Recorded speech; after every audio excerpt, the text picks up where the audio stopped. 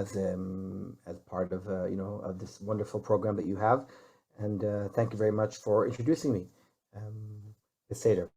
Um, as some of you know, and hopefully you've heard me before, my part of what I like to do in these shiurim is really to connect certain historical events in Jewish history to certain halachic questions or religious questions that came up in the past, and usually they're also very relevant and practical in our days. Regarding this today's shiur, um, actually, I believe that there's a lot of relevance in our days when we think about the place of speaking Hebrew in our lives, whether or not this is something that we really should be trying to work on, to introduce more Hebrew. I think it's a question that the schools of the Jewish community should be asking around the world, whether or not they should focus more on the Hebrew language or more on, let's say, Tanakh and other Jewish studies. And this is a question I'm throwing up in the air. I don't have a clear answer, but I do hope that today's shiur will make us think a little bit about these questions. Maybe at the end of the shiur we can go back to it. So, where do we begin? We begin with this life story of Eliezer ben Yehuda. And before I actually tell you the story of Eliezer ben Yehuda, I want to emphasize that this is a very unique historical story in Jewish history of one man, of a revolution that really was done by one person. It's really quite amazing that one person achieved so much, and the proof of his achievement, of his success, is the fact that today in Israel we speak Hebrew. So let's talk a little bit about Eliezer Perlman. That was his name. We all know him as Ben Yehuda.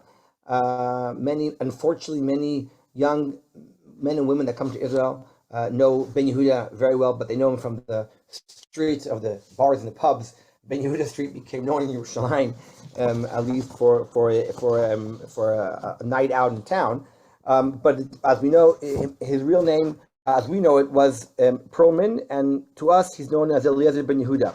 Just a few facts about him. He was born in Lithuania in 1858. He was raised and educated by the Orthodox community. He was from religious as a young man, and later on he was very much influenced by the Haskalah movement, and he received a secular education. And at some point of his life, he became he distanced himself from religion and observing orthodoxy. He was very much influenced, as I said, by the Zionist movement, and he became a really big advocate of the Zionist ideology. He was very much involved with the national movement of the Zionist movement at the time, and became someone who used to write about it, and he published articles in magazines.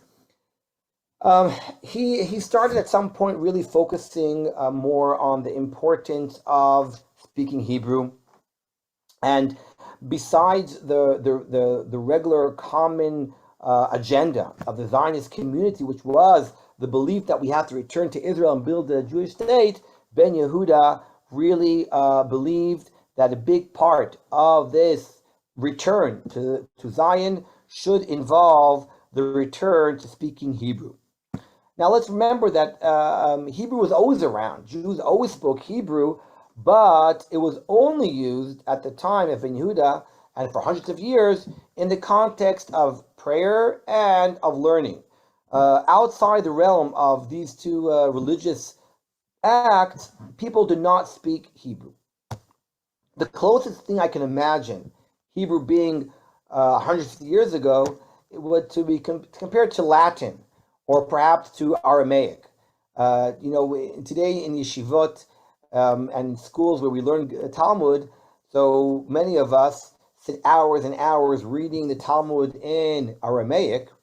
However, I don't know anyone today that would be able to speak uh, modern Aramaic, because there is no modern Aramaic today. There is no language. There's no spoken. I mean, at least maybe someone will now write on the oh, that in some country there's some community out there that speak Aramaic.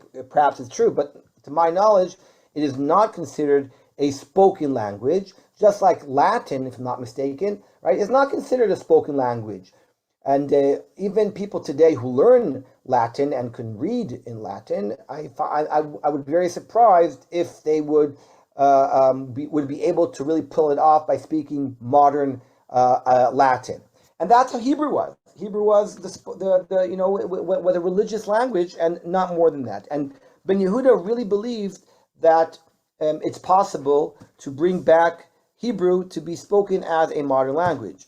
He made Aliyah in 1881. That's very important, because 1882 historically will be the official beginning of the period of the Zionist community. So he made Aliyah just before just before Zionism became a movement that shaped the history in the next 100 years. Right? He came with his wife Dvorah, and according to what I read, he made an agreement with her, some kind of contract, that they would only talk to each other in Hebrew. And when their son Itamar was born, it was decided that he would be spoken to only in Hebrew. And he turned historically, he became the first the first Jewish boy to be raised speaking Hebrew in who knows of how many hundreds of years. My in-laws live on off Rehova Palmach, those who know, in Katamon, Yerushalayim, and right off the Palmach there is a small street called Itamar ben Avi. Itamar ben Avi is a street named for the first Jew born in Israel to speak Hebrew in maybe a millennium. Itamar ben Avi. Avi is an acronym, of course, of Eliezer ben Yehuda. I remember as a young boy, one of the more popular books that we were all taught to read, and we were told to read by schools, was the story written for children about what it meant to grow up in Israel at the time, only speaking Hebrew, being made fun of all the kids who poked at him and made fun of him because he spoke this weird language they didn't speak, and quite amazing how a street, I think, is named for this young boy who really became a phenomenon in Jewish history. Ben Yehuda founded organizations and magazines that promoted Hebrew. I'm sorry, I saw someone just wrote in the chat. I'll try to pay attention. I'm sorry, I can't always pay attention because I have my sheets here, and I'm going to hopefully also. I'm also going to hope to wait a second. I'm also going to hope to put on some source sheet in a minute or two. So it's a bit hard for me to see everything. I will give time, please God, for at the end for people to ask or to comment. Okay. He also invented many words. There's Eliezer ben Yehuda dictionary in which he invented words. Some of them, were very clever words that never really stuck. But some of them are used till today. Inventions for words that modern terms that there was no Hebrew word for them. He really tried to invent them. I just heard a story last night that my friend Rabbi Alex Israel told me, and he heard it from the daughter of Eliezer ben Yehuda, who said that one time Eliezer ben Yehuda was standing in his porch somewhere in Yerushalayim, and there was a woman who was pregnant or 9th month, and she just didn't make it to hospital, and she, in the middle of the street, she just sat down and was about to deliver a baby, and she screamed, "Gewalt, Gewalt!" And Ben Yehuda on his porch looks down and says in Hebrew, "Giveret, zaki be'ivrit," right? Lady, cry out in Hebrew. Right? He was telling her off for yelling Gewalt and not for yelling out some similar word in Hebrew. So he was. It sounds like he was pretty an interesting guy when it comes to his ideology. He seemed to be very, very sincere and very tough and serious about it.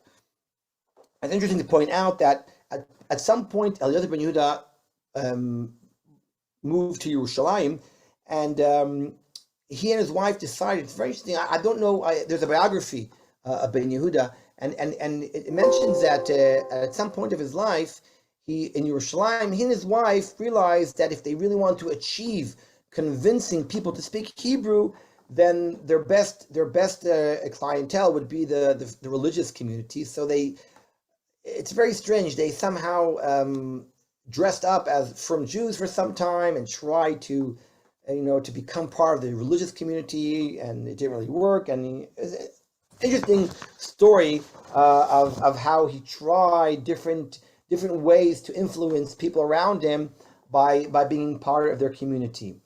I'll just say before we move to the main topic of today's shir, it's very interesting that Eliezer ben Yehuda was looked at from the religious community as a very as an enemy. I mean, the Haredi community at the time, they were only religious Jews. I mean, there was either religious or not religious. It wasn't like today we have different groups of religion, Orthodox, conservative, Reform. At that time, either you were religious or you weren't religious, and the religious community really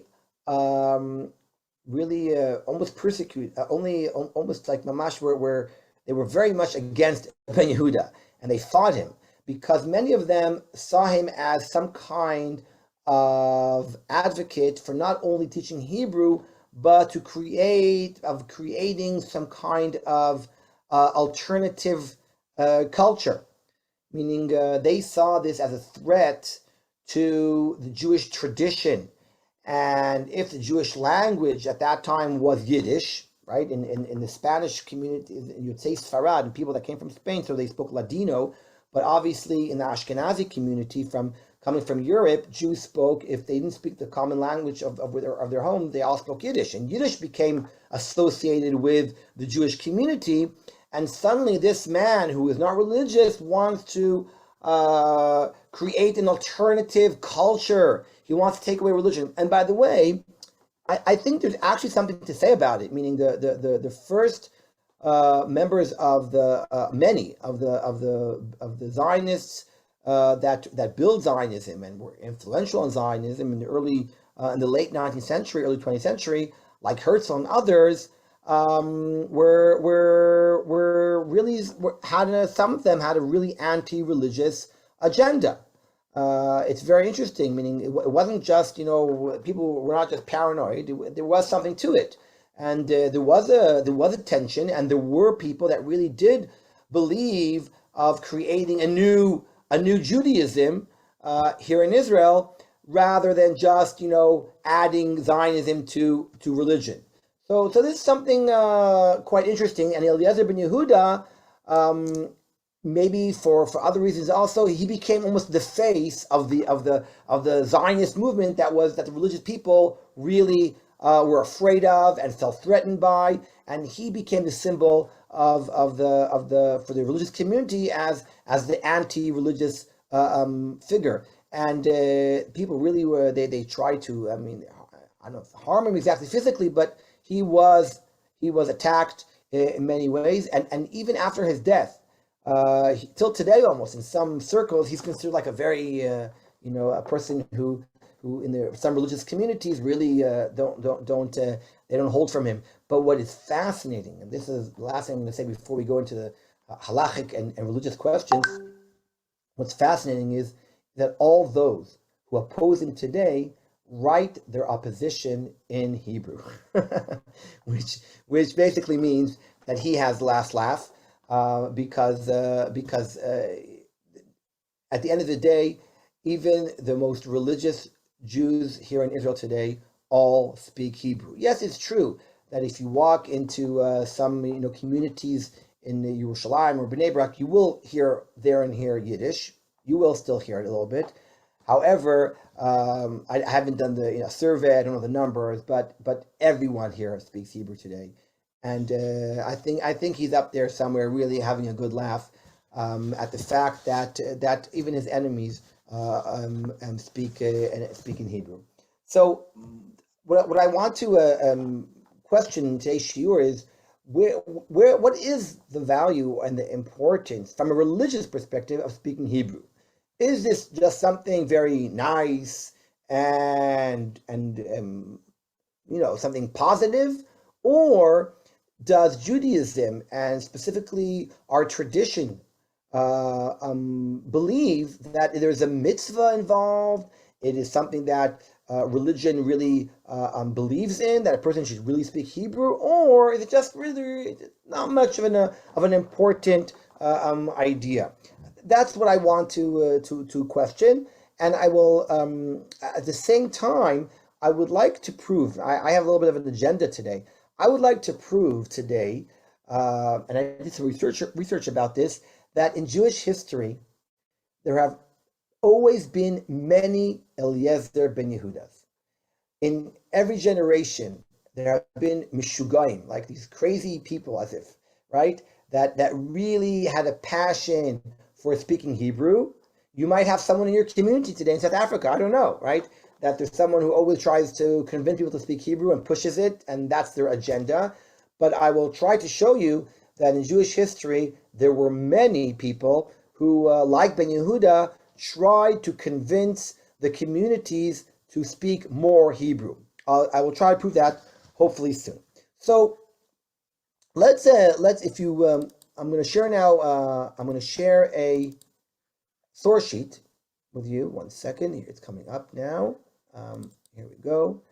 And I would like to start with a very basic question, which is, what does it mean?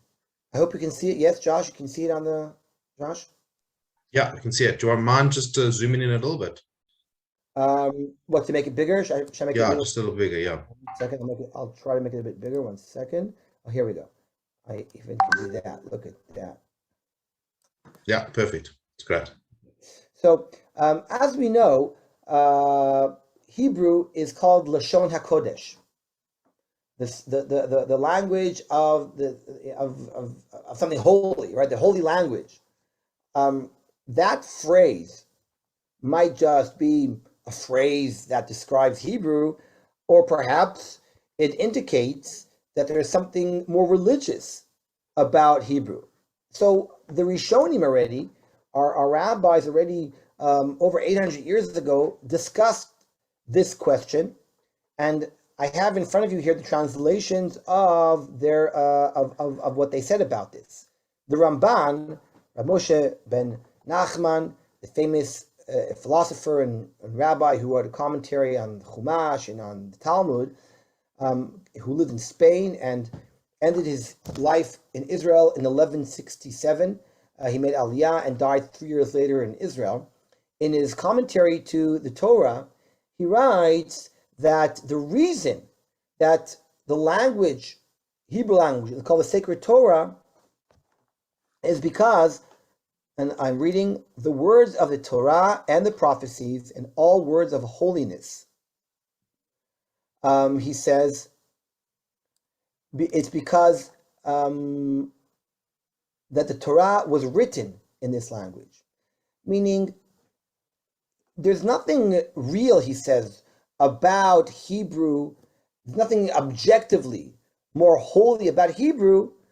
However, because the Torah was written in Hebrew, because God himself spoke with his prophets in Hebrew, as he mentions here, so then automatically whatever language God spoke, whatever language the Torah was given in, then that becomes something sacred, something holy. But not necessarily because there's something in Hebrew itself that has more, kedusha in it, something more sacred in it than perhaps other languages.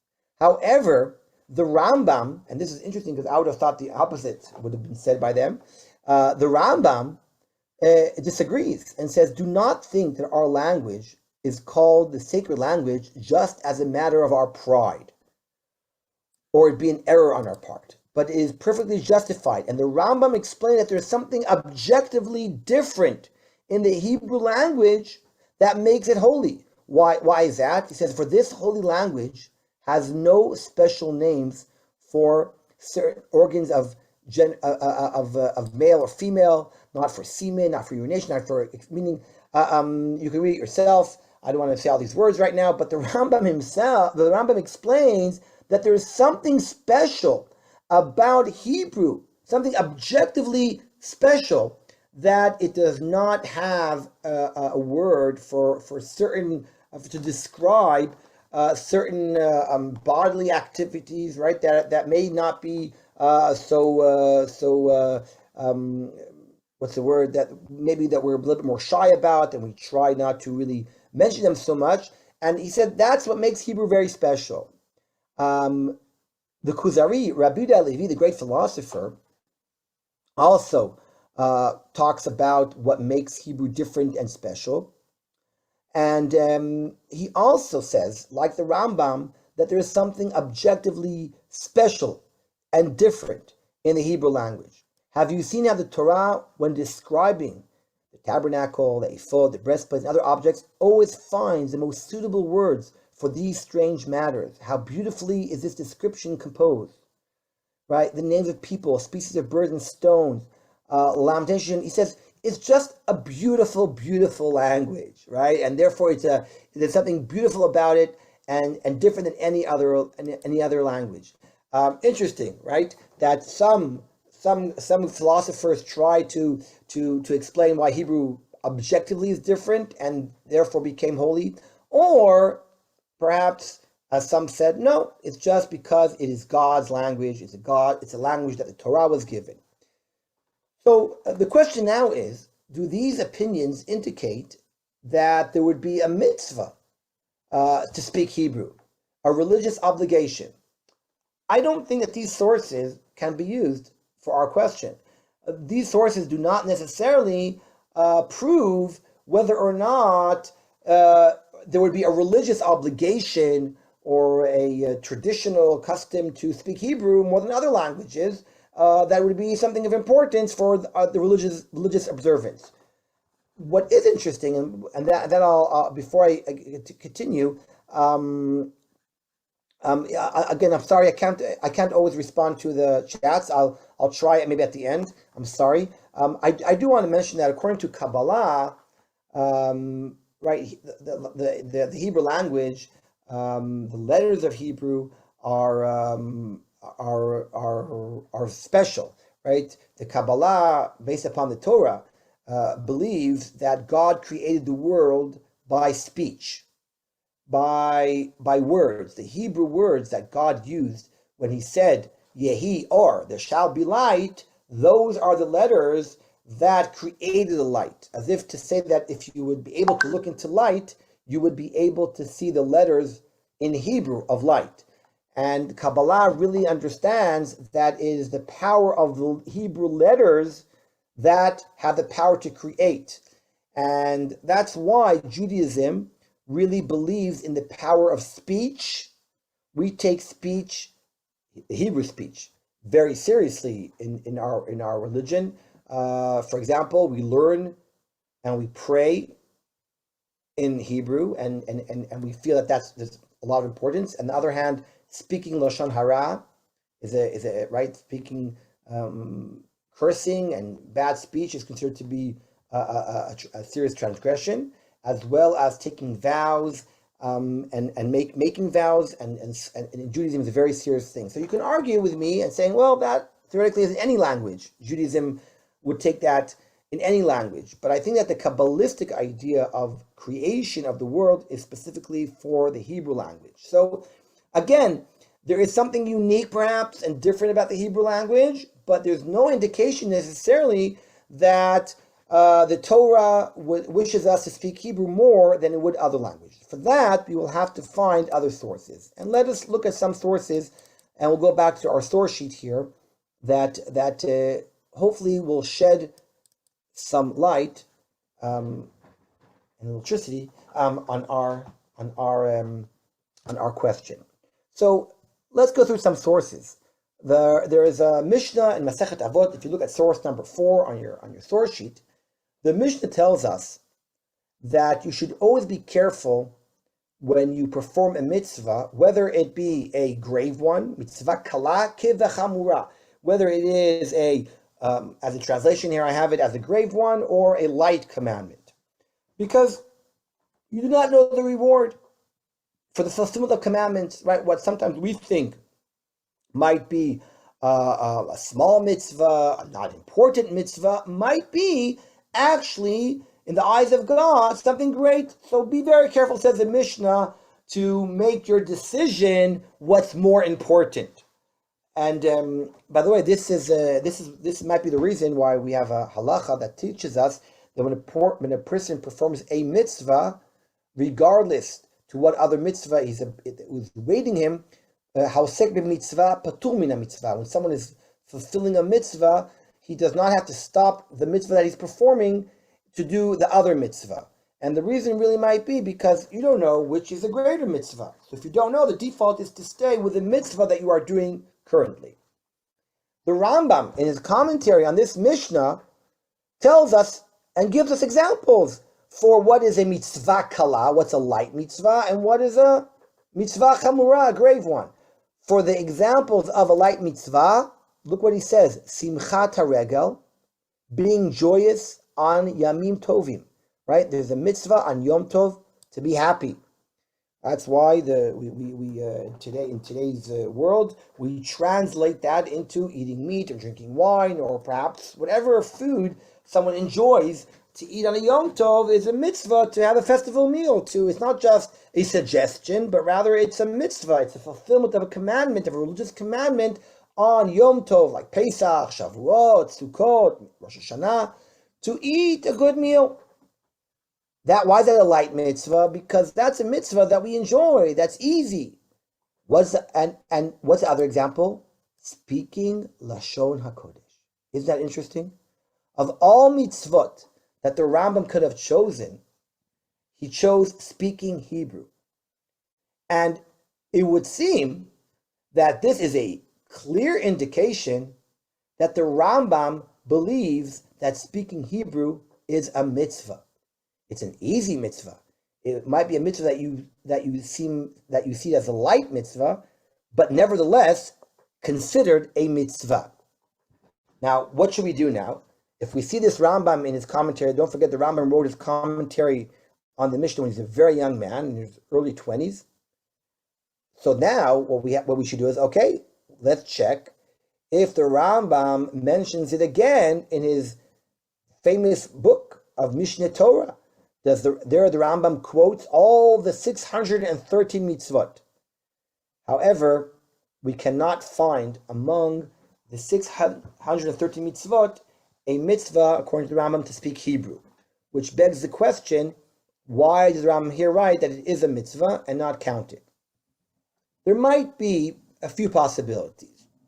One possibility is that the mitzvah of speaking Hebrew, according to the Rambam, might not be its own mitzvah, but rather an essential part of the mitzvah to learn Torah. This can be proven from a few places. I will try now to show you some sources that seem to indicate perhaps that is the real meaning of this mitzvah. In source number 7, it says that if you have a small child, you have to educate him to keep mitzvot. You must take your child at a very young age and introduce him to the Jewish religion by encouraging him to perform mitzvot. And the Gemara says, the Yerushalmi says, Yodea l'na'nea, if a child is able already to shake a lulav, right, in this case, chayav b'lulav, then you should give him a lulav and sukkot to shake. Yodea litatef, if he already knows how to wear clothes, you put tzitzis on him. Yodea lidaber, once a kid can speak, aviv milamdo l'shon Torah. His father must teach him the language of the Torah. Now, look at the context of this line. We have here lulav, which is obviously a mitzvah. We have tzitzis, which is obviously a mitzvah. And the third example, speaking Hebrew, which therefore seems to continue this motif that is a mitzvah. However, it doesn't say Lashon HaKodesh. Notice it says the language of the Torah. perhaps, that this source is not telling us that there's a mitzvah per se to speak Hebrew, but rather part of the mitzvah of learning Torah is to speak Hebrew, because the Torah was given in Hebrew. That is like we learned in the beginning what the Ramban mentioned, and therefore you should teach your child to speak Hebrew, because by doing that you are teaching him Torah. A very good proof for this, by the way, would be an interesting question that one of the great poskim of Germany, Rav Yaakov Emden, once asked. He was asked, I apologize if it sounds like a little bit of a rough question, but I think it's a question that is a very relevant one, fortunately or not. He was asked whether or not it's permissible to take a book in Hebrew into the toilet. And a person, there used to be questions about certain Jewish newspapers that have in them different articles, whether or not you're allowed to take them into the toilet. And the answer used to be given that the rabbi said, you for sure can take newspapers in the toilet. The question is, are you allowed to take them out of the toilet afterwards? That was like but Rabbi Yaakov Emden, the great posek, was asked whether or not you're allowed to read a book in Hebrew in the toilet. And he actually explained that really there's nothing holy about the Hebrew letters that can't enter a bathroom. He said at the end of the day, it's forbidden to do so. Why? Because he said to learn Hebrew, if you want to learn Hebrew in the bathroom, the only way to really learn Hebrew is to study Bible. And he said that the chances are that if you take a book into the toilet, which is a book that teaches Hebrew, how to speak Hebrew, it will probably be quoting verses from the Bible, and that is forbidden. You can't take into the toilet texts, Jewish texts from the Talmud and from the Bible, because they have some kind of kedusha in them. Right? They're not to be taken. But it's interesting from his answer that he really saw that there's no mitzvah to speak Hebrew per se, but rather also, like we said before, saw that Hebrew is a language that is used to teach Torah and to learn Torah, and perhaps that's really what the reason why the Rambam did not quote a separate mitzvah, or did not count a separate mitzvah by itself to speak Hebrew.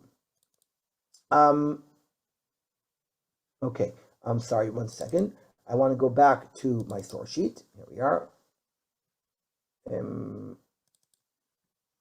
Okay.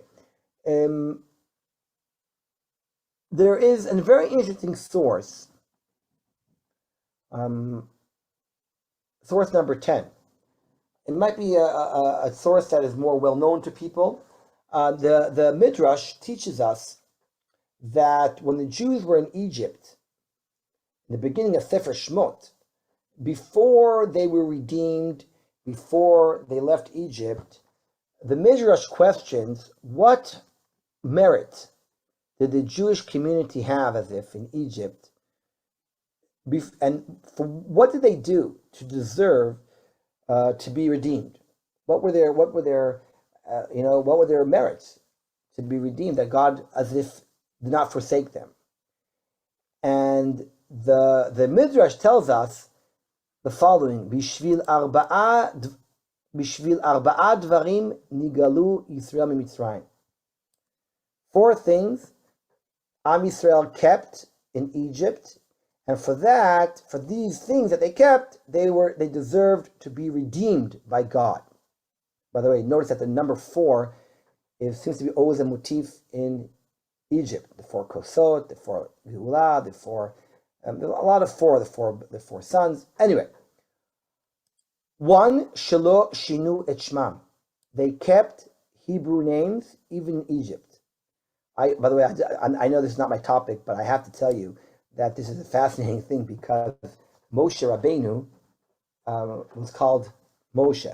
What kind of name is that? Hebrew or not? So the academics actually say, and so does the Netziv of Volozhin say that it doesn't make sense that Moshe would be called Moshe by the daughter of Paro, because why would we think that she spoke Hebrew? It doesn't make any sense. The Torah says that Moshe is called Moshe because he was taken out of the water, which in Hebrew means to take something out. Limshot is to take out. And in this case, he was taken out of the water. Now, by the way, in real Hebrew, he should have been called Mashui, the one that was taken out. Moshe is the one who takes out. The Mashui, the one in modern Hebrew, he should be called either Nimshe or Mashui. Moshe doesn't make sense. So you can joke and say, well, this is a great proof that Bat Paro had bad Hebrew, so she made a mistake. But it doesn't make really much sense that Bat Paro spoke Hebrew. So the Netziv of Volozhin says that in Old Egyptian, Moses is an Egyptian word for boy, right? Like Ramses is Masis. Masis, an old, I don't know if I'm pronouncing it right or not, but Masis or Moses, we use the word Moses, but Masis is apparently, it means boy, son. And therefore, the other leader of Egypt was called Ramses, which is Masis, son of the sun, S-U-N, right? Moshe's real name was Masis, and in Hebrew, they translated Masis to Moshe, right? It's like someone who's called the other way around, Simon to become Shimon. Usually Shimon is Simon, right? But in the case of Moshe, it was the other way around. Now, if that's really true, then it's fascinating to say that the Midrash is telling us that the Jews in Egypt were redeemed because they kept their Jewish names, and yet Moshe didn't have a Jewish name, according to this, which I think reflects a lot about what the rabbis are trying to teach us about Moshe, how he basically was an Egyptian kid who decided to move from the Egyptian side as if and associate himself with his brothers, and because of that, he became a leader. I think that's what maybe the rabbis are trying to tell us here, but that's another discussion for another time. Going back to our source sheet, our rabbis teach us that what else did the Jews keep? They kept Lishonam. They kept their language. They spoke Hebrew. By the way, it says also Velo Amru Lashon Hara. They didn't speak Lashon Hara. Interesting. They were righteous, and they respected each other, and they were nice to each other. And the last thing is, by the way, that they kept a lot of modesty. There was no adultery going on. They were very modest in their sexual kind of behavior. And for these four virtues, the Jews were redeemed. Here again, it's interesting. It doesn't. Not Lashon Hara and modesty are obvious laws, religious laws that are in the Torah, but changing your name is for sure not a religious. Calling yourself a non-Jewish name is not a mitzvah or a religious obligation. I will say, by the way, there's a very interesting question that Rav Moshe Feinstein, for example, was asked in the 20th century about calling your child a non-Jewish name. And he said that maybe it's preferable, but really he said in Jewish history, there were many, many great people who used non-Jewish names. He quotes the Rambam's father, right? Maimon, Moshe ben Maimon. Maimon is not a Jewish name. And then if you go through the Talmud, right, most of the Amoraim in the Talmud have non-Jewish names. Papa and Huna and all those famous great rabbis are all names taken from Bavel, from their surroundings. So it's very what's language, right? Number two here is really more similar to Lashon Hara, or is it more similar to keeping a Jewish name? Again, there's no indication that it is a mitzvah to speak Hebrew, but what it is interesting here is that we see that speaking Hebrew language. Sorry, Dev, don't do that, please. I have an internet problem. Sorry. Not speaking, making sure that Hebrew continues to be the language spoken by the people seems to be an important value for the people. because it's basically something that unites the people and gives them identity. We know that language is a very important factor in bringing people together under one flag, as if, of finding something common that we have. Once people speak the same language, then they can start talking about a community, one community. Could very well be that the Midrash here is teaching us that it is true that the Jewish people at this point did not have mitzvot, they didn't have the Torah of which they could surround themselves and as a collective. However, there are other factors besides the Torah that we share in the community that bring us together as one people. So if that's really true, then I think this Midrash is really highlighting the importance of speaking Hebrew, not necessarily from a Torah perspective, a religious one, but rather of a national one, that it defines us as a people once we all speak Hebrew. So that's a source that I wanted to quote. Another reason that we can explain perhaps why the Rambam does not bring down in his book of mitzvot a mitzvah to speak Hebrew is fascinating. Answer is brought down by the Torah Tmima. Source number 9 is the Torah Tmima. Rav Baruch, I'm sorry, I don't have it in English.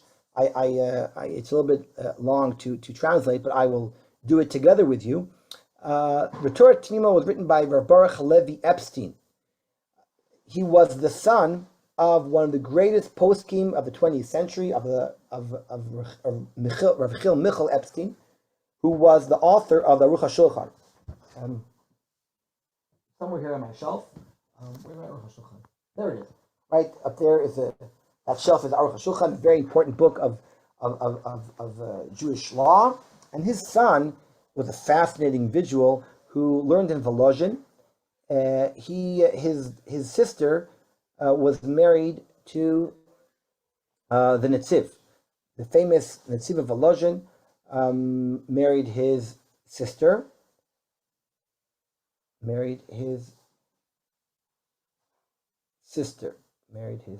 Yeah. He was a brother-in-law of the Netziv. And he himself learned in Volozhin, but he was a banker. It's very interesting that this great Talmid Chacham worked as a banker and yet wrote books of Torah, is considered a great Torah scholar. He wrote a very important commentary on Chumash, in which he took midrashim on psukim and kind of explained the more halachic side of the midrash on verses of the Torah.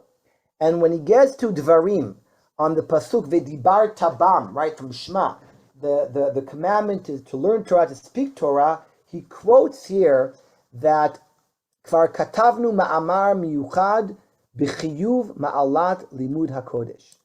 I find that fascinating. Here we have a banker / rabbi coming from a very important family that before Ben Yehuda wrote a pamphlet in which he encourages people to speak Hebrew by quoting many of the sources that we just did that indicate that the Torah, that Kadosh Baruch Hu is interested in us speaking Hebrew. I was so fascinated by this that I went to HebrewBooks.org and I found it. I found his pamphlet. Here it is. You can see it. It's called Safa LaNe'emanim, a language to the loyal. It's not very long. It's a few pages. It was printed in 1893. You can all, by the way, go online in HebrewBook.org and you can read it and see it yourself. I don't think you can buy it today, but thank God, HebrewBook.org really is helpful. And I can't read. It was printed in Warsaw. It says some of it is in Russian here, but he starts the chapter by saying, in this pamphlet, I will explain why knowing Hebrew is the foundation of the Jewish religion. And learning and studying it, he says, is an obligation and a mitzvah like any other mitzvah in the Torah. Meaning he was a believer that he really believed that speaking Hebrew is a religious commandment. It's not just a nice idea, not just something that's takes us back and brings us together, not just as a tool for learning Torah, as we mentioned before, but perhaps a mitzvah of itself. And he quotes, for example, the Rambam that we quoted before, the mitzvah kala. I hope you can see, follow me here. And he brings other sources that indicate that it's a mitzvah. Just like we said before, he questions then, why doesn't the Rambam therefore bring it down as a mitzvah? Here he suggests an alternative answer. Here he says like this, Ve'ulai svirle de'en mitzvah zo noheget rak be'eretz Yisrael ube'et sheYisrael shruyin al admatan. Ma she'en ken begalutenu, שהוא דבר שאי אפשר לרוב הציבור לעמוד בו. Fascinating. He says, perhaps the Rambam does not bring this down as a mitzvah that has to be fulfilled in all times, but perhaps because this mitzvah is only to be fulfilled in the land of Israel at the time when the Jews come back and live in the country and build a Jewish state, I'm adding. He says today in Chutz La'aretz, this is again 1890s, he says today in his time in Chutz La'aretz, in Galut, Davar she'i efshar, it's impossible for the people to really keep such a mitzvah.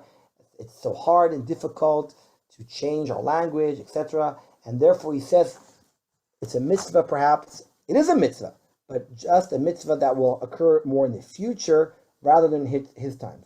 If that's really true, by the way, then we are living in a generation where, according to this, the mitzvah to speak Hebrew has come back. After 2,000 years, perhaps, this mitzvah is a mitzvah that can only be fulfilled now that we are living here in Israel. I have on my, actually, it's funny because I have it on my, right here, it happens to be next to me. I have a list that I write every so often. I add when I find a certain mitzvah that can only be kept when you have a Jewish state. One day I hope that I'm going to write an article about this, but until then, every time I think of something, that I see something about that, I make a list. So here's my list, and I just added that today when I was going through this, preparing for Shiur. I realized that this opinion is perhaps one of the mitzvot that can only be fulfilled today, that have been introduced to us after 2,000 years as a mitzvah because we are back living in Israel. So that was the first part of my shiur, to explain whether or not there's a mitzvah to speak Hebrew separately to the mitzvah of learning Torah. We suggested that the Rambam thinks so, and we questioned if that would be the case, so why doesn't he bring it down in his book? We suggested two answers. One, because perhaps he thinks it's a mitzvah that is connected to the mitzvah of learning Torah, and therefore he doesn't count it separately. Or perhaps, as was just suggested by the Torah Tmima, perhaps because it's a mitzvah that only will happen in the future and not in all times. However, the second part I said to you before is that I would like to prove to you that Ben Yehuda was not the first person who invented the idea of speaking Hebrew. Some suggest that even during the Mishnah period, there was a tension going on within the Jewish community here in Israel of whether or not they should speak Hebrew or Aramaic. Because the spoken language here in Israel at the time of the Mishnah was not Hebrew. It was Aramaic. And I read a very interesting article of a person who was not very well known, but I read some of his books and I really, really enjoyed them. His name is Rabbi Dr. Federbush. He used to be the chief rabbi of Finland many, many, many years ago. And in one of his articles, he argues that Rabbi Yehuda, interesting, right? We have Eliezer ben Yehuda, and he says that Rabbi Yehuda, the Tana, who is famous because he was the editor of the Mishnah, he wants to argue that Rabbi Yehuda edited our Mishnah in Hebrew as part of his agenda to introduce Hebrew. The Talmud, as we know it, was edited years later, was edited in Aramaic, because that was spoken language. And yet Rabbi Yehuda decides to edit the Mishnah in Hebrew, to compose it in Hebrew, because his agenda. And there are several sources that indicate that this was Rabbi Yehuda's agenda. I'll give you one example. I just bumped into it yesterday with my students in Eretz Tzvi. We were learning the Gemara in Rosh Hashanah. And the Gemara in Rosh Hashanah tells us that the rabbis were once very confused about a certain word in Hebrew. They didn't understand what it meant. And they didn't understand the Hebrew word for a certain term. And they bumped into the housemaid of Rabbi Yehuda. There was a woman who was, she was a domestic worker in Rabbi Yehuda's house. I don't know what she was doing there exactly. And she apparently spoke Hebrew. And the Talmud tells us that she explained to them many terms that appear in the Bible that they just didn't know what it meant. And she translated them into their spoken language. So Rabbi Dr. Federbush says, you see, that in the house of Rabbi Yehuda, even the servants spoke fluent Hebrew. That must have been the influence of Rabbi Yehuda, who, like Eliezer ben Yehuda, hundreds of years later, spoke only in the Hebrew language. So that's very interesting. And there are other, by the way, as I said, there are other sources that indicate that this was a matter of dispute during these times. If we skip hundreds of years later, I just want to quote two other great rabbis that believed in speaking Hebrew. One of them was the great Jonathan Eibschitz, one of the great German rabbis who lived in the late 17th century. If you know a little bit of the history of Rabbi Jonathan Eibschitz, you would know that he was a genius and a very important rabbi who composed many great books. But he was very much. There were those who really opposed him and suspected him of being a Shabtai Tzvi follower, and there was a lot of tension between him and Yaakov Emden from Germany. But that's for another time.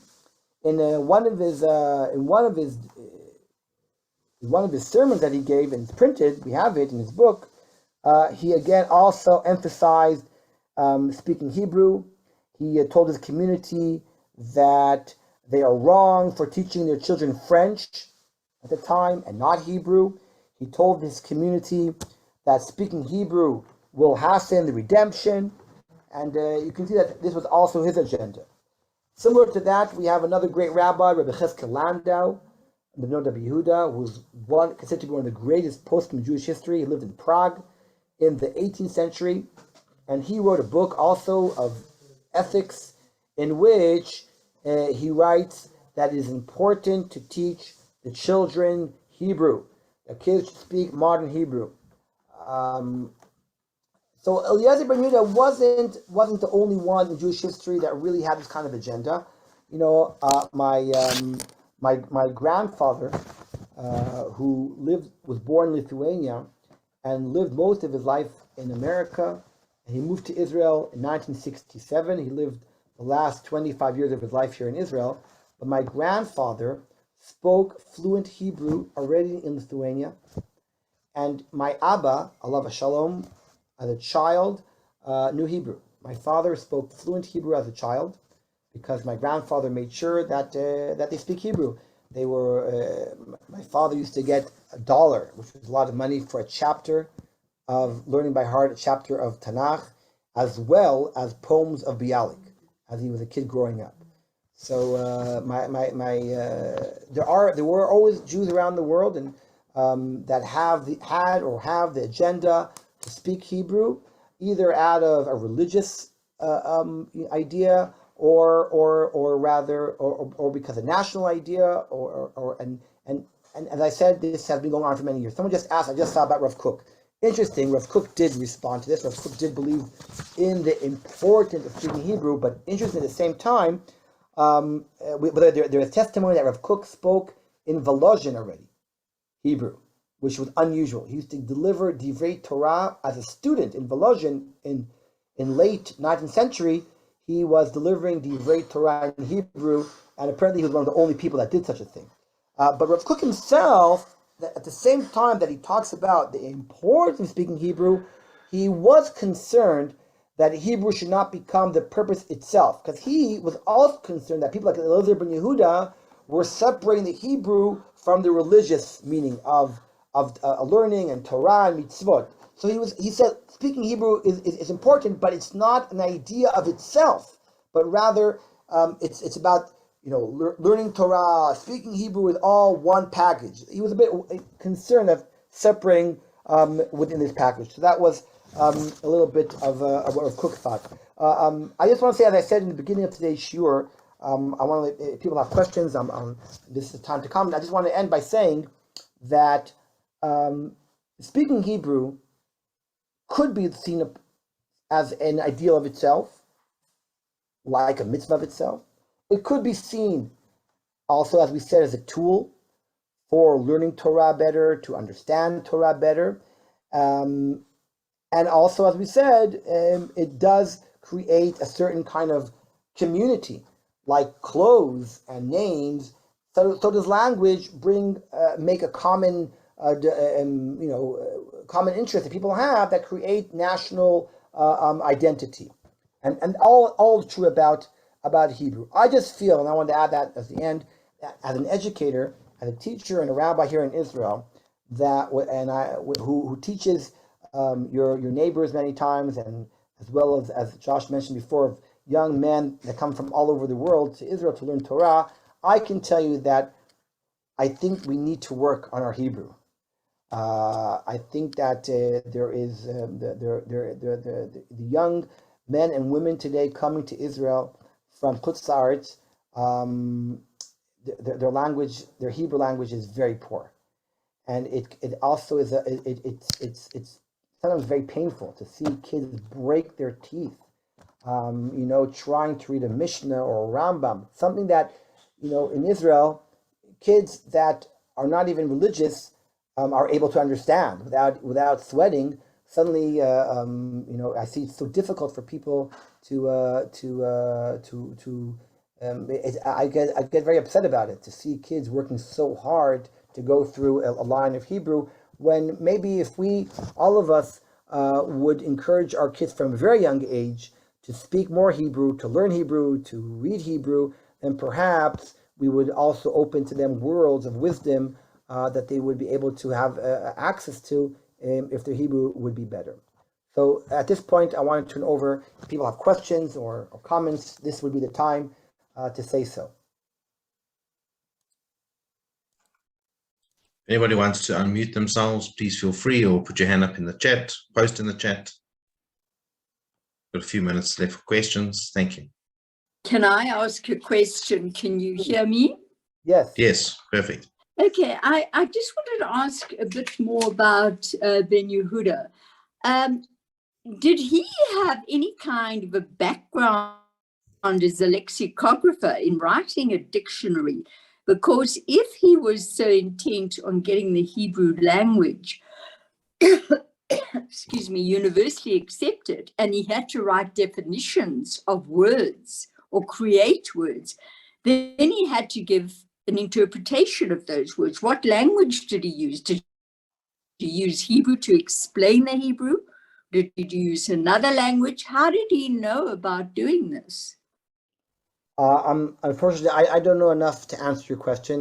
My background is more in the world of Torah than it is in history, but I'm sure you could probably find the answer to this. There's a very good biography written on Eliezer ben Yehuda. Perhaps you'll find the answer to this question there. But I think it's fair to say that he was a scholar. He was a real scholar, and being a scholar, that's where he came from. The world of scholarly studies is where he came from, and I think that's really what gave him the ability to study the language and to add words but I unfortunately can't answer much more than that. Okay. Any other questions? Well, it is 1:45. Thank you very much, Rav Tavori. If anybody would like to stay on to ask any more questions or engage, please feel free to do so. I'm just going to ask Rav Tavori to share with us the topics for the next 2 sessions. There's one next week and the following week, just a sneak peek. And if anybody would like to join, we'll send links out in the chat and through email after the session. Thank you. Okay, so let me just read out to you what has been decided. Last week we did the Yom Kippur War. We went a little bit back in history, went to the 9th century, but I think what was decided. Let me just make sure. Here we go.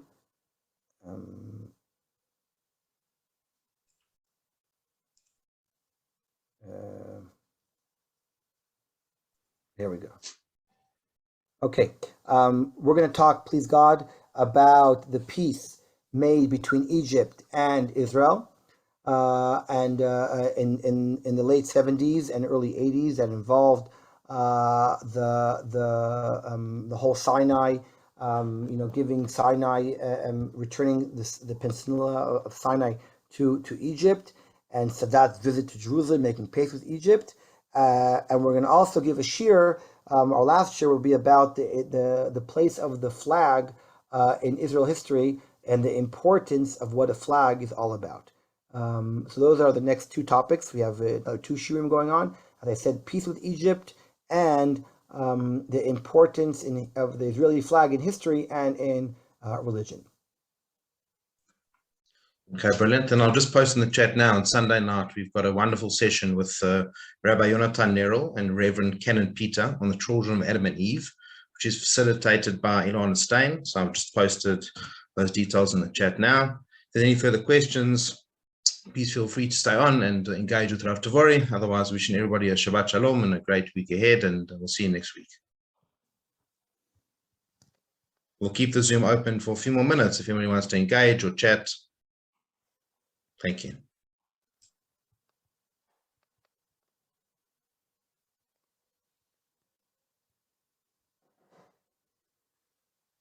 Beseder.